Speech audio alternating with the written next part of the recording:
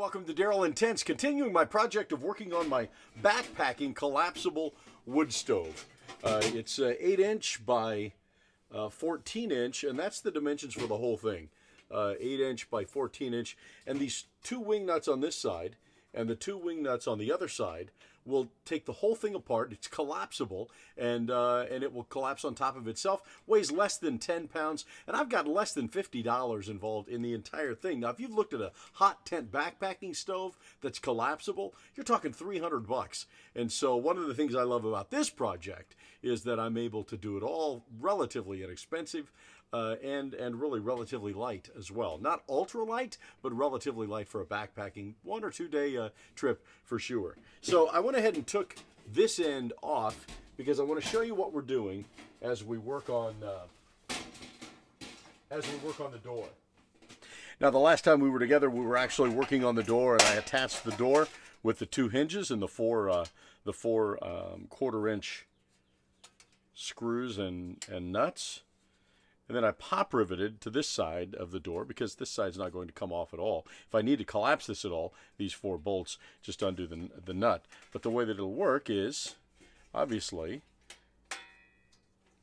the door, which opens up to the hole that you feed the fire with, okay? So what I want to do today is a little different project, something I'm kind of excited about. I'm actually going to insert into the door a piece of mica quartz. This is a mineral that will withstand heats of well over 1,000 degrees Fahrenheit, which is more than what the stove is going to be able to handle. And amazingly inexpensive. I think I bought this sheet of 4 by 6. I think I spent $15. I think the shipping was as much as the quartz. So what I'm going to do is I'm going to place it and put it into the door so that I can see the fire and see what's going on, an ambiance for a hot tent in the winter while backpacking. So what I've done is I've already marked it on the inside of the door where I want it to fit, but what I need to do now is take the door off, and then I can get to work on the project. So let's do that.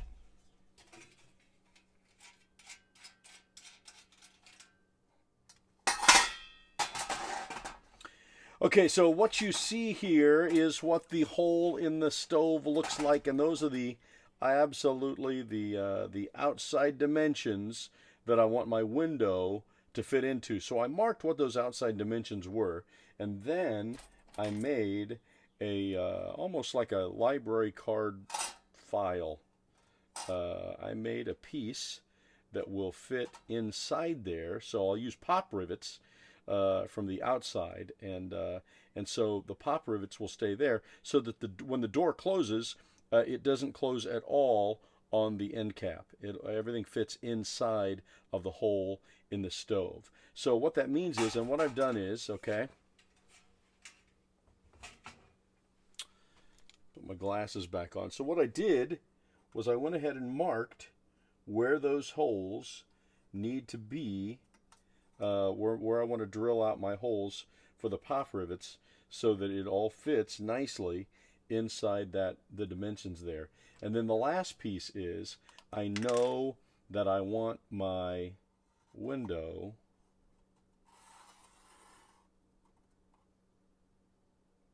to fit inside that. So I will probably cut my glass and my hole in the door that big.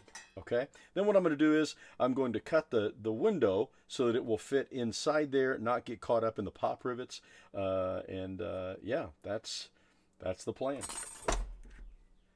So what I'm going to do now is poke some pilot holes so that I can drill holes for the 1/8-inch rivets that will hold the whole thing together.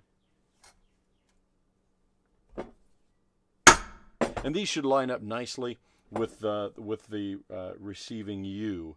I call it a U piece that I made.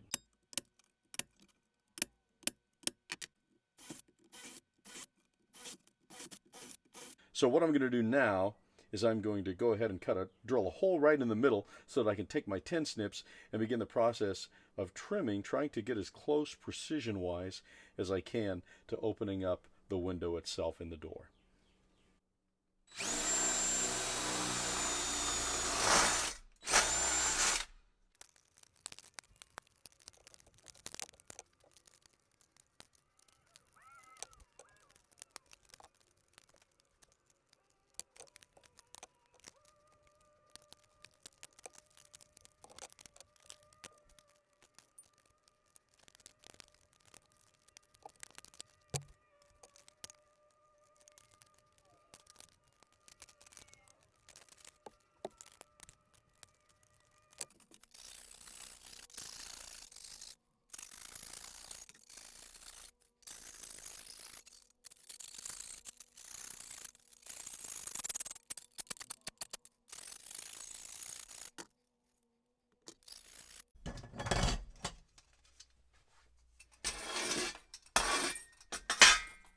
Okay, next I'm going to take the smallest rivets that I have, stainless steel rivets.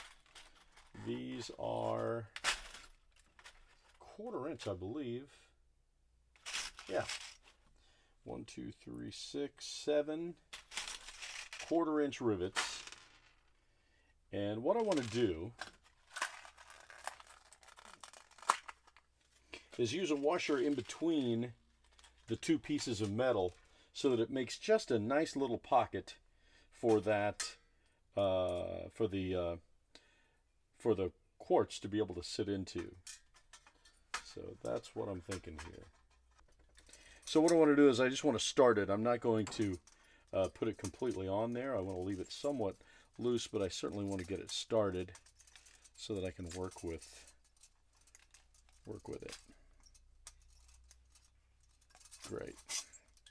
Okay, so this is what we've done. We have put the U-bracket in, and we've put it in with the pop rivets. Here is the quartz. That's the window. Fits perfectly in that little box, and this is what it looks like from the outside of the stove, where the door will open and close. So let me put the door back on the end cap, and I'll show you what we've got.